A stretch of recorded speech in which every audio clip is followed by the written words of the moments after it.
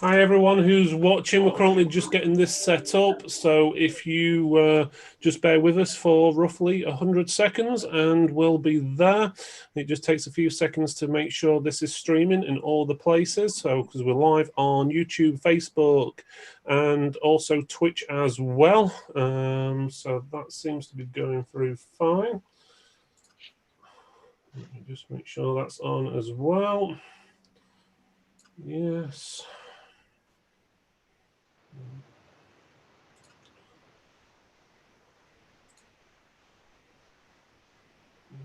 Live, everything on that. Okay. We're live in about 50 seconds. If you can see this, can you guys please comment so we can make sure that you're able to see the show? If you can just comment in the chat and just say, yeah, you can hear us, or no, you can't hear us, or whatever it may be. There we go. So yeah, we're getting a few people saying hi and good vibes and different things like that. So that's pretty good. So 15 seconds roughly, and we will be going live properly. There we go.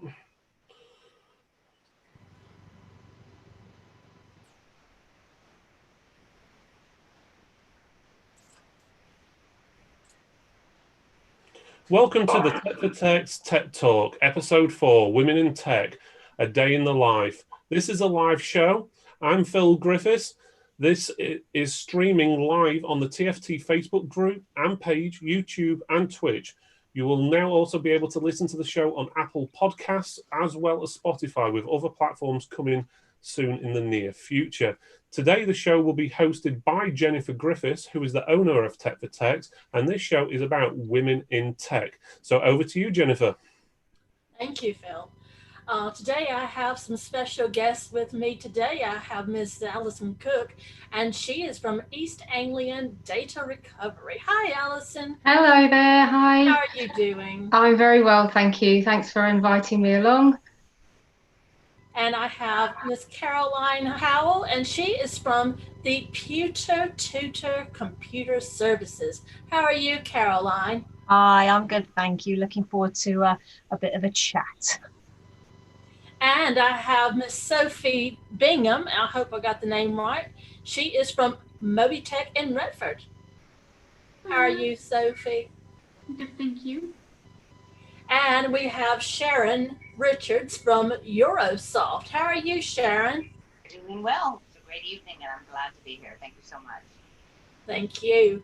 All right. So does anyone have any news topics to share with us? Alison, do you have one?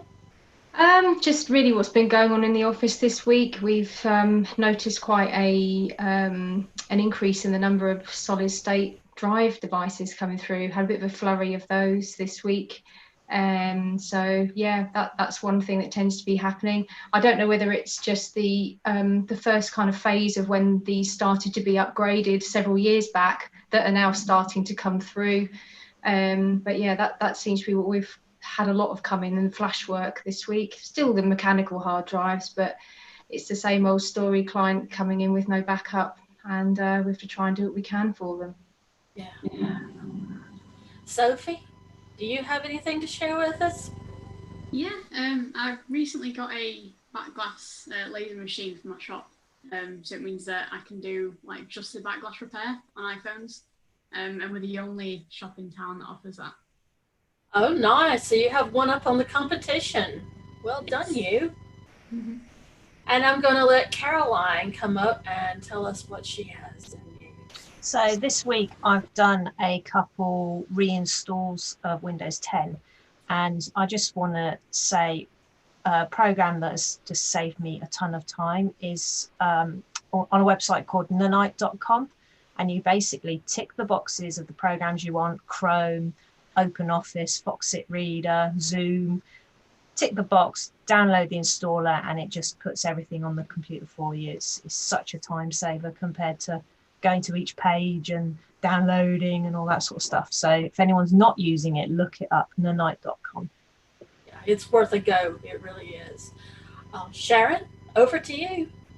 Well, at my end this week particularly, that word earlier from Alison about the flurry. Well, we've had a flurry of customer comebacks where it seems to be that they were the old QA Plus when diagnostics. They're so antiquated now, they don't even work really. But the fact of the matter is, they were finding that so much of the hardware that's come into play, the UEFI, they were still trying to test it and it wasn't happening. And then their reasons for signing up so quickly, getting new programs, was COVID. They have a COVID crisis, and it's been really heavy going, trying to beat what everyone thinks is going to be lockdown. And this comment about we're not essential services. That's the other thing that seems to be quite prevalent. And I beg to have an argument on that because I think anybody that's providing computer service is essential. So Yeah. that's been my argument to a few government discussions also, globally actually. So yeah, we'll see how that rolls. But that has been, I feel for the people that are really scared or concerned, and in the industry at repairing PCs particularly. Yeah. So there you go. I totally agree with you that computer services are essential, whether you be a phone tech or in the iPhone, iPads and stuff like that, or if you're computers and laptops like myself and data recovery like Alison. We're all in it together and we all have to work and help people out that come our way. Mm-hmm. My little tidbit is from the NVIDIA group today. They launched their RTX 3080, with the one that had all the hype that you've been hearing about. Well, it launched today, and this is the first in the new series. While performance looks good in the reviews, the stock doesn't. Uh-oh. So NVIDIA said that you would be able to buy the Founders Edition directly from them from 2 p.m. UK time. Well, when we logged on their website at exactly 2 p.m., out of stock. Oh, out of stock. Imagine that. So they did give links to stores where you could buy them online, but these links led to the products that were pre-orders with dates of delivery anywhere between a week and a month away on launch day. So that was not really good planning right there. NVIDIA did send us an email saying that the product was now available, and that was at 3 o'clock. At 2 o'clock, we logged in, there was no availability. Didn't exactly time that one right, did we? It did give us a link to a web page, and it said out of stock. No, so it wasn't to be had to get Phil a video NVIDIA card today. As we expected, none of our UK distributors, to our knowledge, have managed to get stock. Next week, they plan to launch the RTX 3090, and we expect much the same with its expensive price tag of £1,400 plus. Yes. So that is the news from the ballpark today. So I guess we'll go on to our main topic now. Our main topic, again, women in tech, and we're going to talk about the pros and cons of being a woman in IT. Now, sit back and enjoy yourself. One of the most patronizing things that we get is when someone comes through the door and they say, I thought you were the receptionist. I really hate that. Yeah, I do reception work, but I'm also the one that builds your computer. And when I tell them that, oh, good for you. Yeah, because I'm a woman, I shouldn't really know how to do that. Thanks a lot. Yeah. Next time, you have a bunch of bad, evil thoughts come across your mind when they patronize you like that. Oh, but I digress. I'm going to go over to Alison. Alison, what really makes you irritated in the world of tech? What in as being a female in tech or in general? And as a female in tech, yeah. I guess I mean I've been very lucky. The experience I've had as a female in tech has been largely a positive one.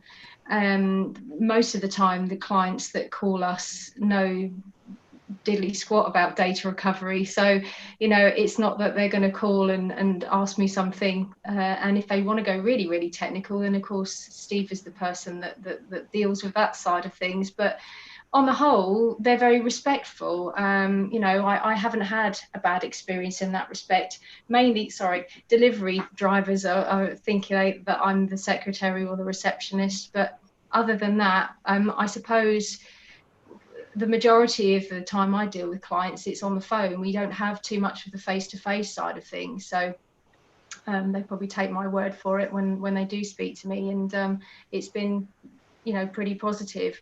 I have got quite a few ladies that are in IT support, more and more. I mean, you kind of break the mold, the two of you here in my arena of sort of contacts that actually do the hands-on side of things. Most of the people that I'm connected with in females in technology tend to be more channel-based or in the IT support side of things, rather than actual physical hands-on repairs. But yeah, there's not as many as there could be, not as many as maybe there should be, but definitely I think the numbers are increasing. What I'm seeing, had to think about who actually I know, and there are several even locally in my county, and the home around us is still sort of fairly there's more than I expected to be, so it's nice. I think it should be more. And Sophie, have you had any experiences that you'd like to talk about that got under your skin? Yeah, I mean, just kind of building on what you said before about well done and things like that. I get a lot of guys come in and, you're the technician. Oh, sorry, I was waiting for the guy to come around. I'm like, it's my shop. I'm the one that works here.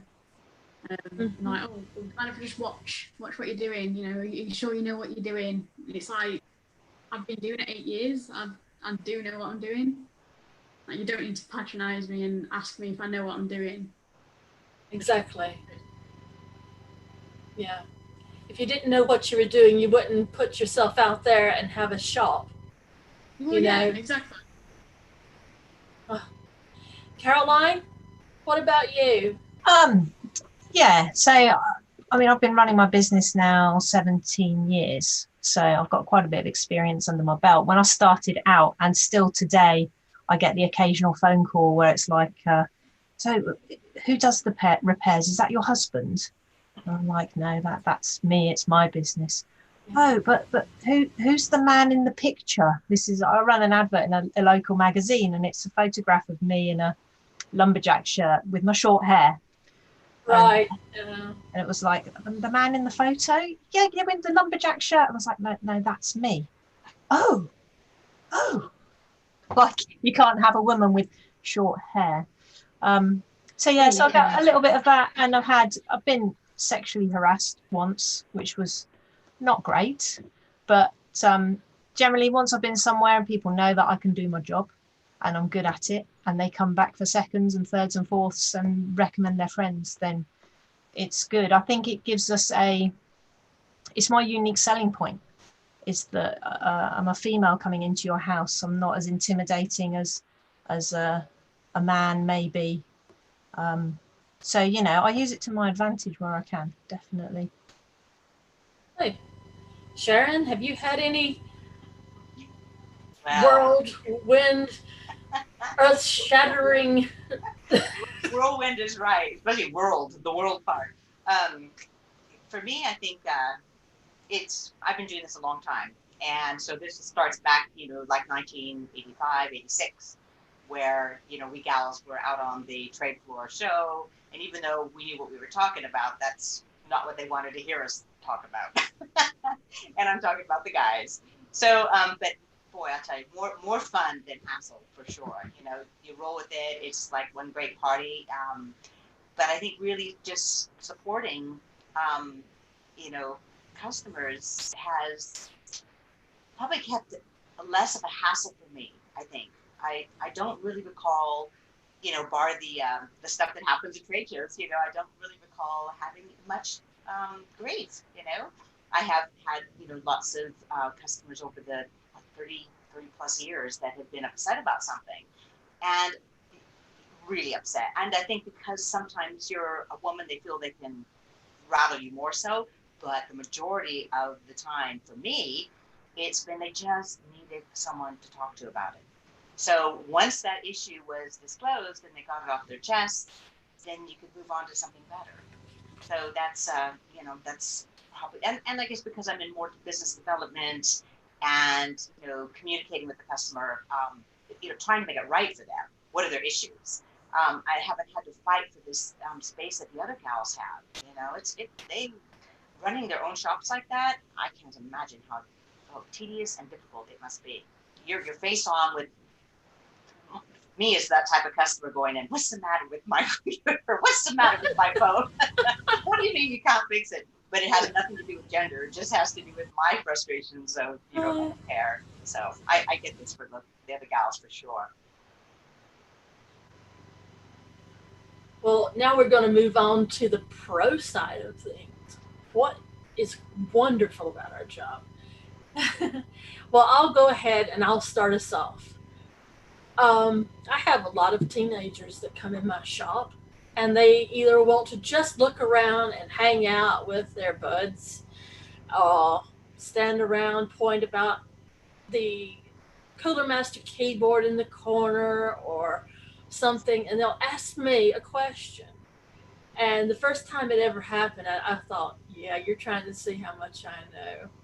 And I started talking about the DPI on the mouse and everything, and they thought, whoa, she's old enough to be my mom, and she knows what DPI is. And you could just see their little faces lighting up. They must have been 13 years old or something, you know. And they started coming back. Over and over, they'd come in every day after school, these two kids. And Phil has seen them and everything. And I said, they're okay. They're just looking. They came in here to have a chat with me. And one of them came in with his dad one Saturday, and he wanted me to build him a computer. He said he'd been talking to me and everything and told his dad that I was cool and I knew how to build computers. And he came in and did his business with me because I took the time out, you know, to chat with him, and I didn't just shoo him out of the store. No, kid, you can't touch that. So I think that once you get past that initial barrier and they see that you are kind and you really do want to work with them, that they've got a real ace in the hole with you, as so to speak. And a lot of times we are less intimidating to talk to than, say, a man would be. A lot of the older ladies that come in my shop, they ask me more questions than they would feel because they feel more comfortable asking it. They don't feel like I'm judging them as much as Phil would. So yeah, that's a good side of it there. I tend to agree. I think we maybe humanize it a little bit more, without trying to sort of dumb down that we're females, and we soften the edges, if you like. I think we bring the empathy and the emotion, whereas the it's not so much a factual problem solution that maybe a guy's take on a matter. We can attach the emotions when we deal with people all the time. That, I mean, I had one only last week that literally couldn't talk on the phone because she was crying so hard that she'd lost all this stuff, and my job is really to try and calm her down before I can talk to them about it. And maybe they find it a bit easier to do that with me rather than somebody that's just going to spout information at them.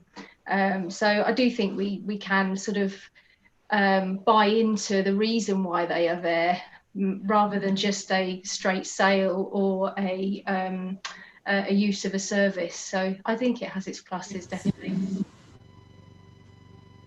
I think it's good because, like, with me, the town I work in, it's like kind of full of older people than like younger, and I feel like I really earn their trust as opposed to the other shops in town that are run by men.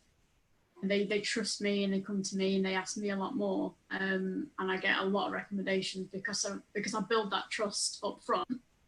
I get a lot of recommendations, and then their friends come, and then it's not only the friends, it's they pass that onto their families, and that the younger generation, and then I get more like custom from them as well. You probably work harder to get their trust than some of the guys out there because they're overly confident that they have it already. Yeah, so you'll go that extra mile for them. Yeah, I get a few customers that say, oh, I took a picture to so and so place, and you know they've messed this up, and then I kind of explain to them why what they did didn't work, and like explain to them, you know, this is what it actually needs, and because I'm building that trust up front, and I say, look, if it doesn't work, I'm not going to charge you. So because I built that trust, they always come back to me instead of going back to them, and it makes me feel better.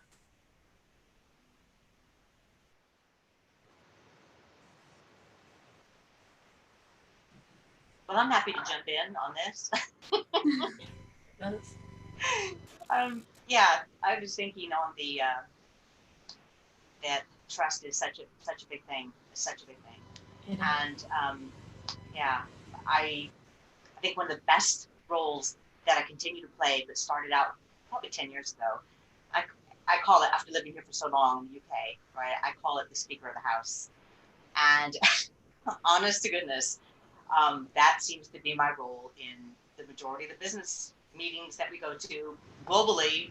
I am the one that ends up, you know, setting the stage, calming the stage, getting the facts, you know, stop, go. And it's been, it's a privilege, I have to say. It's a big privilege.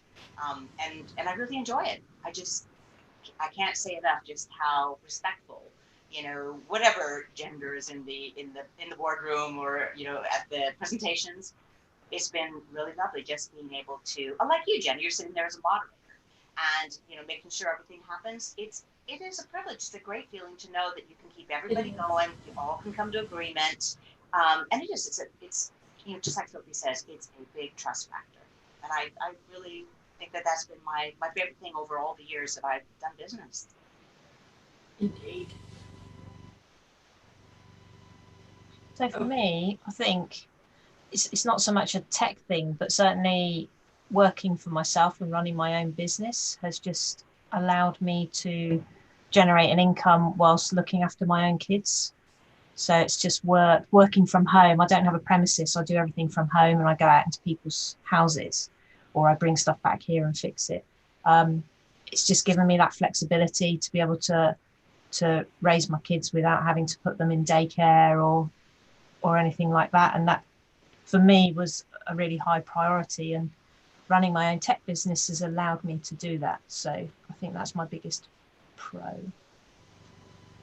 Yeah, you get a sense of gratification out of being able to do, you know, your own thing by your rules, you know, as well as it is yours. It is not someone else's business.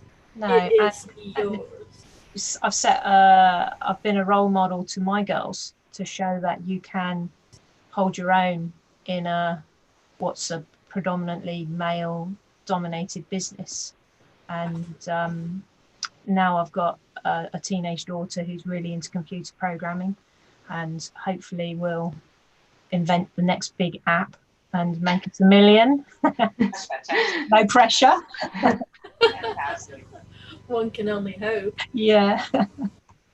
Oh. So let's see. Phil, have we got any questions right now? Right, okay. We do have quite a few questions. Let me just say hi to everyone who's actually watching at the moment, or a few of them. Hi, Nigel, Cormy, Gary. You've also got Peter, Jeffrey. You've got quite a few people actually watching at the moment, so that's quite good. Let's have a look at the first question. Most of them have been sent to me in personal messages, so let me just get them all up. I think the guys don't want to offend anyone with probably some of the questions or something, possibly. I don't know. But okay, let's start off. The first one, do you have issues with women and men? So I'm presuming they're asking when you're either talking to customers or whatever, do you find that women as well as men have issues with you being obviously a tech or whatever it may be? Issues, once they understand that I am the tech, as well as Phil is, they think I'm just Phil's wife, basically. So I have to make them understand that I am a tech. Now, once I tell them that I am a tech, I have to establish their trust. And then you find that they'll accept it. Okay? They will accept it. But some of the men are hard work, especially the older generation. They don't think that women should be out of their aprons and everything. The really older ones, oh wow. And sometimes you're like, right, just Bill, here, I can't handle this. This is just not worth it. So yeah, it's both sexes that you have to work to get their trust. But the women do seem to accept it, and they even apologize to me. Oh, I am sorry, I didn't mean to offend you. And you don't really get that from the guys as much. I kind of get it the other way around. So sometimes, like, if a couple come in, say if it's the guy's phone that's broke, I'll serve the guy and I'll talk to him because it's his phone. But then the girl's giving me daggers, like as if to say, you know, what are you talking to my mum for? And I'm like, it's his phone. So I get quite a lot of judgment off women. Well, that sounds pretty good. Let's have. I must admit, I have seen it happen myself when I've been in the shop with customers, and let's just say I've just popped in for 5 minutes or whatever to pick something on, but Jen's actually dealing with the customer. Halfway through a sentence, I'll stop talking to Jen and then start talking to me as if I'm the one who knows more because I'm a bloke rather than Jen. I know that annoys her sometimes, quite often, and you try and point them back to who they should be talking to, and then they sort of veer off again and start talking to me instead. So I must admit, it's I can see where it can get annoying in some cases, and I think it is mainly the men, I must admit, who seem to be the pains, and the women, or at least the women do apologise if they do it. Right, going on to your next question. So this one will probably go for everyone. Did you always know that working in technology was what you wanted to do? And how did you decide to go into, obviously, the field you've gone into? So obviously we'll start off with Jen. I stumbled upon a job in technology. My neighbor worked at Dell, and he knew I needed a job. And to cut a story short, he offered me a job at Dell because he knew I was good with computers. And I came into Dell and I applied for the job in the award-winning tech support sector. Back when we had, dude, you're getting the Dell. Sweet. Yeah, Stephen. We had him still. So I was on the tech support at Dell. Now, I was really nervous about that because I had experience. I had upgraded my computer and everything and all of that, but I had never spoken over the phone instructions on how to do it. So that was a little nerve-wracking. I didn't really care for that. I had this guy I was seeing at the time, and he was into tech. He used to work at CompTIA, and he told me, if you're really and truly a geek, you can build your own computer.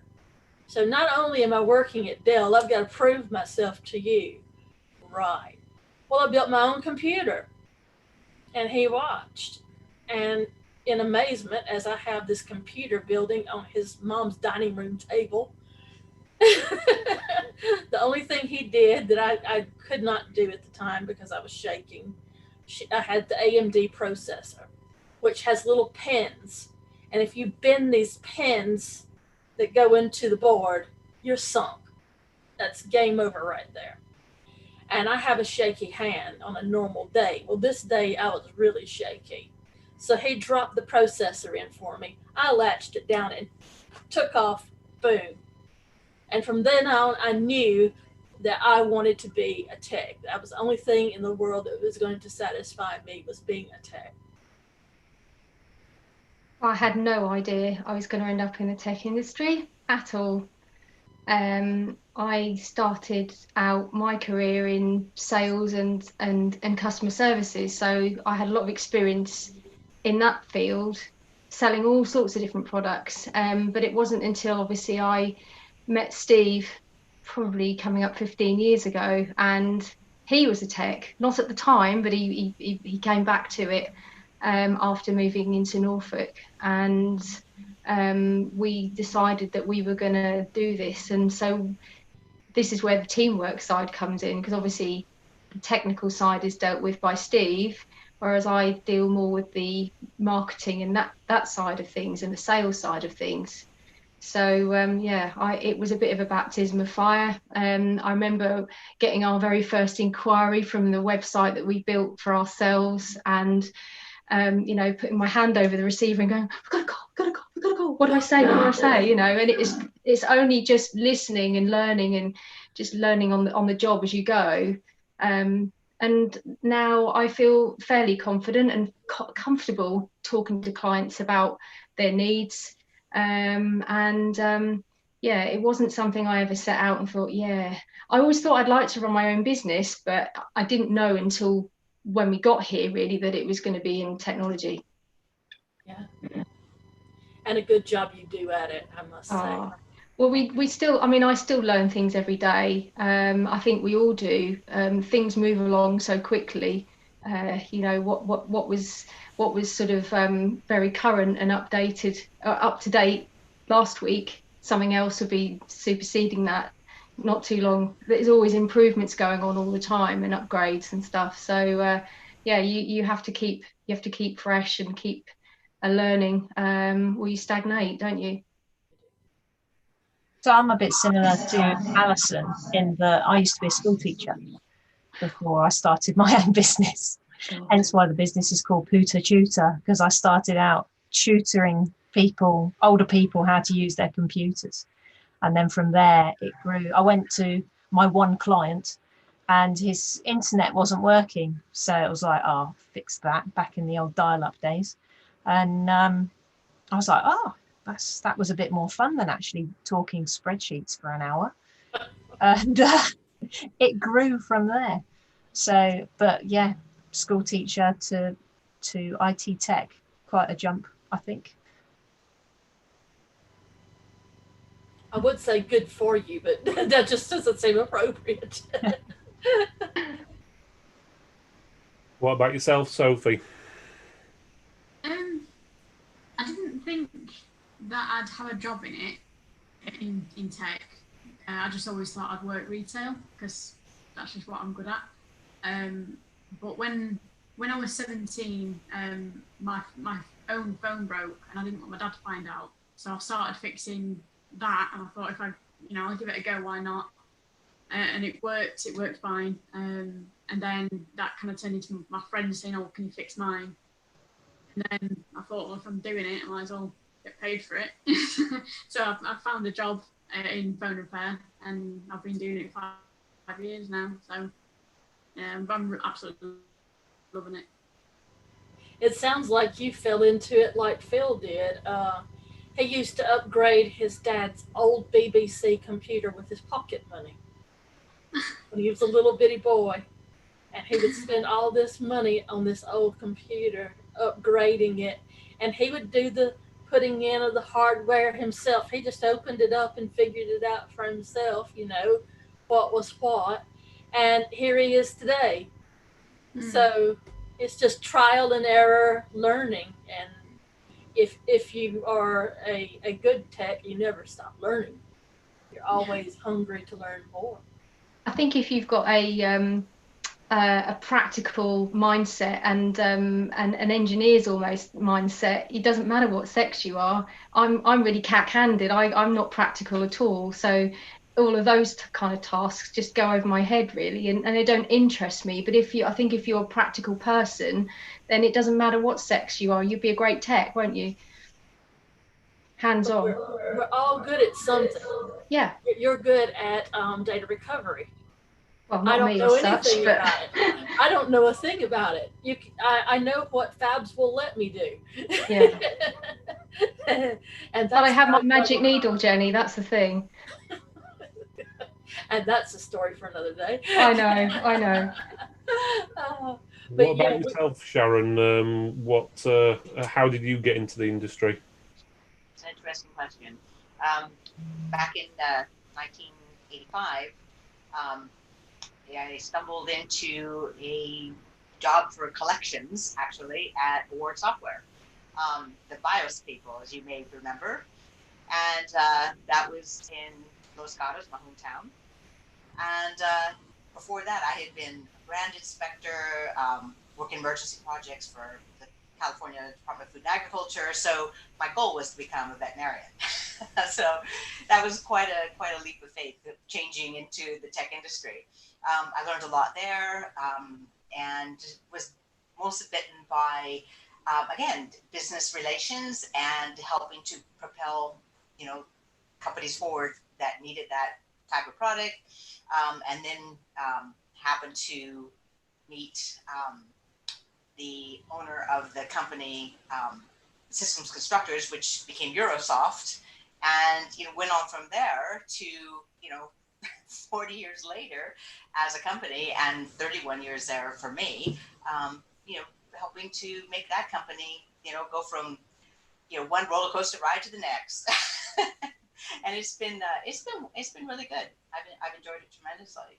So I've learned a lot about tech along the way, obviously, but mostly repeating it again, it's finding out what a customer's needs are and what keeps them up at night, and filling that hole. That's my absolute joy. Well, I think that's everyone who's answered that question. We've got a question in from Cormac, who's usually one of our other co-hosts, but he's had to miss out tonight because, well, he's the wrong sex. Sorry, Cormac. But basically, he wants to know, do you have issues with other techs? So other technicians or other people in your field, obviously, I'm presuming of the opposite sex. Well, I guess I would do, but I live with the one in my office, and it wouldn't be beneficial to his health. But no, seriously, when I go to places like Target Open Day, they embraced me as one of them because I am, and they know that. They know that I wouldn't be at the open day or wherever I am if I hadn't earned it. I'm not just there as arm candy or to promote a product or as such. I am in the know, and in some cases I may know more than them. So I don't get that. No, fellow techs, they respect me, I've got to say, for the most part. I've had maybe one or two idiots in the past, but you get that in any kind of business. So yeah, it's been mostly positive. I've actually found that some of the guys that I know through this page and other pages on Facebook have been really, really supportive and helped me grow, and boosted my confidence when I've thought, oh, I can't do that. I remember an example a few years ago. I'd never replaced a screen on a laptop. And they were like, oh, you can do it here. Have this old broken laptop. You can play with this one, and you're not going to break anything. Just go for it. And for that, I've got to thank them really, because they've really helped me grow. So on the whole, like Jenny says, you get the odd idiot, but I think they're idiot to other boy techs as well as girl techs. They're just, on the whole, people are cool. Yeah. And what about you, Miss Sophie? What do you think?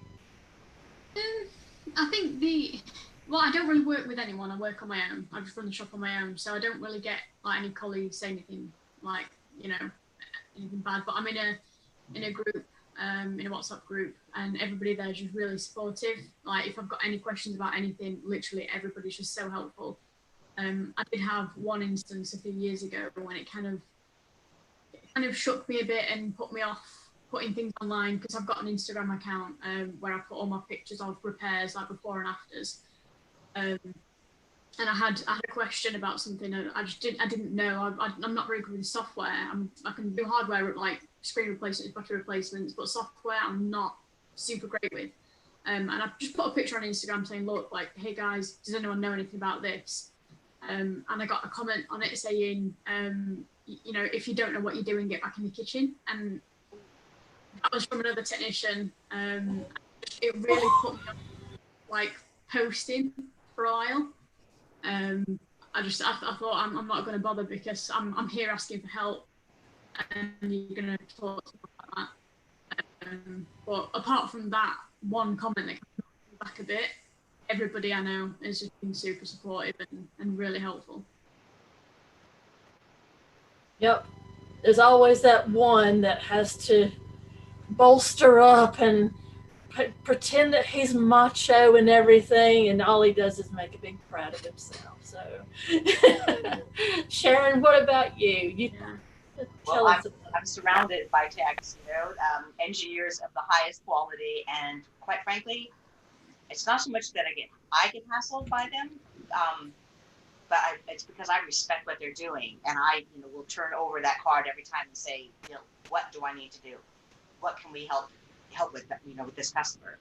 So I think knowing my limitations and my boundaries, and really appreciating what they bring to the table has kept me, you know, in the clear. And I depend on them. You know, whenever, I mean, I think the Tech Protects group, the followers, have some of the best questions where they really shake it out. And you know, my answers sometimes may be, you know, a little bit salesy marketing for them, but I do my best to get back with them and, you know, get a solid answer from the guys. And I think, and I have to say it right here and now, that your stream of replies that you and Phil and the other guys too, they come up with, you all seem to figure out your issues, even if it's talking about PC chat, you know, well, what's it doing or not doing, and so on. You have a flow chart of answers that really, you know, cuts to the chase. And bringing this to my engineers, they're so respectful of what you do. And, you know, diagnostics, they, you know, have their place. They find a lot of issues, but it's still a lot of hands-on, you know, it's a lot of hands-on. And, you know, I just, looking at these other gals doing the tech up here, I'm impressed. I'm impressed by what they do. And I know I can contribute, you know, at that software, finding, you know, issues and presenting problems, but it's them that's down there, you know, with that hands-on, doing the hard stuff, trying to make, you know, the front-facing customers happy. So hats off to you, ladies. Yeah. Without your tool, I can do my job, but your tool does make it a lot easier. So kudos to you. So kudos to Eurosoft for that tool that I use every day just about it. Have we got any more questions? Did everyone answer that one? Did Alison get a chance to answer on that one? Did you, Alison? I didn't, but it's good. What was I got with the text that we deal with? I guess the fact that the background of the business, or the business was born of being a support for technicians at the front line. So, you know, Steve's background was in computer repairs, maintenance, and IT support. So having been in that hot seat where you've got people coming to you with problems that you can't get around, and having to find somebody that you can trust to pass that work to, it helps us get an insight into what the actual computer repair centres and owners and IT businesses have to sort of, their gamble, if you like, to find someone they can trust to work with, and so when we do work with technicians and specialists of repair that you do, we take that really seriously, because there's an extension of your reputation. So I found the techs that we work with really, really supportive, and of course, we're always grateful to have your have your recommendations, and so we value them really highly, and always supportive. Okay, let's go on with one of the last questions. So, why do you think there is a lack of women in tech?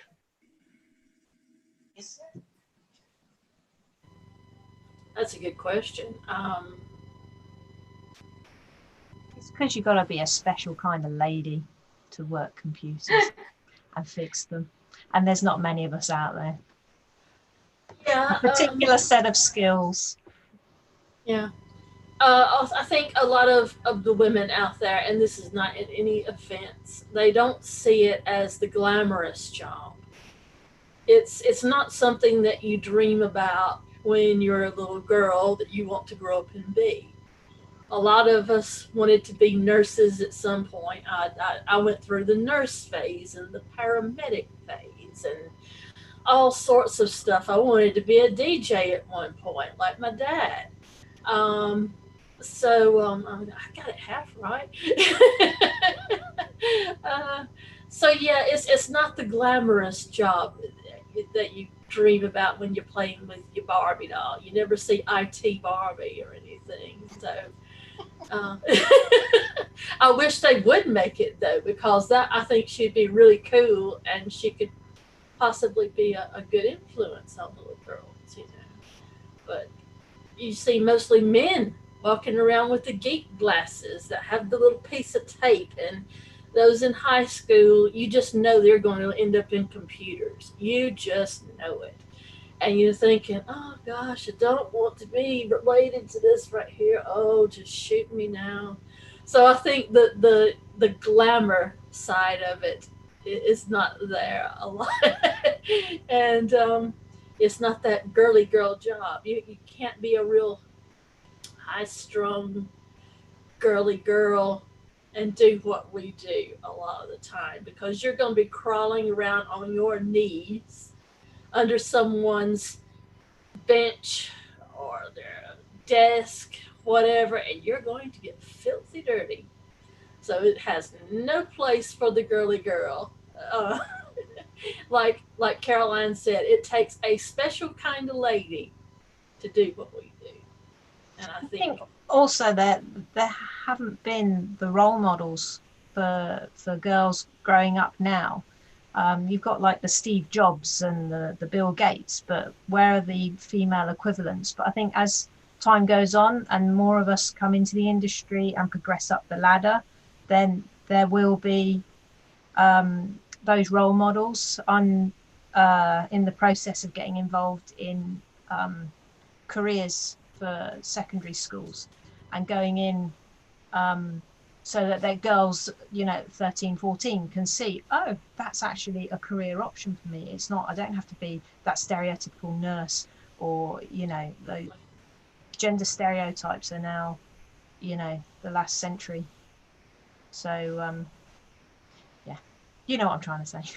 I know exactly. You've got people like Alison at East Anglian who do your data recovery, and they need to look no further than for a really sweet role model to look up to, or Sophie at Mobitech, Sharon at Eurosoft, and Caroline at Pewter Tutor. These are some of the best role models that you will get out there, and I encourage any young lady that's watching right now, take notes, because if you're interested in tech, these are people that you can look up to. It does actually strike me, I'm going to say, obviously this is my opinion on it, just give you a rough idea on the numbers of women in tech. Okay, Tech for Techs obviously is a group where a lot of us are all in, or should I say all of us who were in here are all in, but only 7% of the people in the group are female. 1% is undecided or unknown, however they want to put it, but the rest are men. So it does give you a rough idea. So out of roughly 1,000 members, only 70 are female. So it gives you something to think about. And how many out of those 70, Phil, are actually hands-on tech? That's another question as well. Who knows if it's people using the wives' accounts to get on Facebook? I do know one or two what do that, so you never know. So that number might be actually lower. But regarding education, I think it's one of the big things from my point of view, or at least from when I was at school. Don't know if things have changed, but when I was at school, which, okay, 25 years ago now, but back then, IT, if you went in the IT class, it was all guys, and all the girls were pushed towards home economics, or whatever you want to call it these days, cooking or sewing and different things like that. It was very rare you saw the guys in one and the girls in the other. And I'm hoping education's changed a bit where they actually push women onto, obviously, the more technical side, and even some of the guys more onto the home economic side, because there are some great male chefs out there as well. Right. Let's go on to the last question before we call it a night. What advice would you give to a woman considering a career in the tech industry? We'll start off with you, obviously, Jen. As with all things, if that which does not truly matter, let it slide. And what I mean is, if you're going to get the comment that you're not good enough, or the implication that you are not supposed to be here, it doesn't matter. Let it slide. Don't let it discourage you. If you feel the calling that this is right for you, and you know what you're doing, even if you don't get the training for it, if this is what you want to do, there are some long hours in it. Be prepared.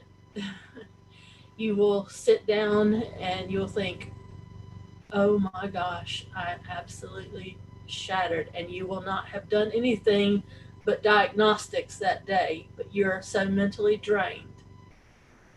But still, when you find the fault, it's like, yes, a light has come on, and there's your gratification. Go for it. Go for it. Hands down, go for it. It would pay you to get an apprenticeship going, to work under someone as well that knows what they're doing. I would encourage you to do that. Don't just jump into it. Get to an apprenticeship and see how you like it, and go from there, and then open your own business and show them who's boss. Anyone else got any views on that? I think if you've just got to be confident in yourself, and like just not worry about what other people are thinking about you. Because if you just show confidence, people will just trust you and believe you. Like just they'll trust you as a person and see you as a person, not as a woman. And I think that's really important. Just keep learning, just keep trying to educate yourself. Just learn every day and accept what you get. I think my piece of advice would be the same for guys and for girls. Certainly, if like me, you're going out and about into people's homes, you're dealing with strangers, and if you pick up a vibe on the phone and you have any kind of inkling in your gut, don't go. I've made that mistake and promised myself that if ever I've thought, I don't like the sound of you, then don't go. It's not worth 40, 50 quid to put yourself in a position where you don't feel safe. And I think that applies to guys as well as girls, really. does. It really does. You can't be too careful these days. Especially when you're going off on your own, Yeah. you know, and it's just you and them. So, and that's in any industry, not just tech. So. Yeah. Absolutely. One thing I would advise as well for anyone who does this job or is thinking of doing this job, especially if you're mobile, is let someone know where you're going or have a shared calendar so everyone can see where you're going. Well, not everyone, but the other person can see where you're going, whether it be husband, wife, kids, aunt, uncle, friends. That way they know where you are. So if anything, let's just say worst case scenario happened to you, they'll know where you are, even if it's just an accident on the road or for some reason you don't turn up at your job. At least it's easier for the people to trace where you were going or coming from to find you in worst case scenario, because things happen. Google has a shared calendar and Phil uses it. And when I book it in the customers, I take down their names, their address, and their telephone number. And I put that on the Google calendar. And it like he said, you know where this person lives. Worst case scenario, if you don't know where he is at the end of the day, you just trace back to the last appointment. Did he show up there? You know, go to the next one. Did he show up there? And you establish yourself a timeline, and that can be invaluable if something like a car accident were to happen. You just never know. So, yeah, tell somebody where you are. Or easier than that, just be lazy and install a kid control app, and then people can just the family know where I am all the time. Dead easy. That too.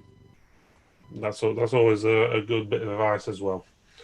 And a lot of cars have tracking devices on them and stuff like that these days as well with apps. It's always certain things you can do.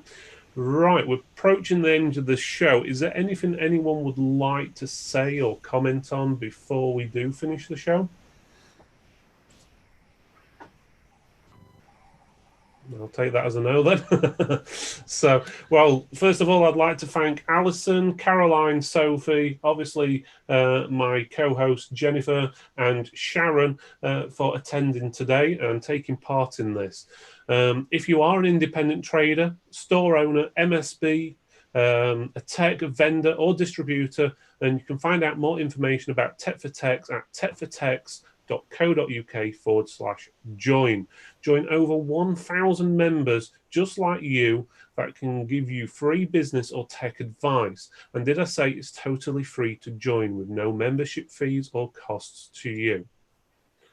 Thank you for watching and thanks for supporting independent businesses.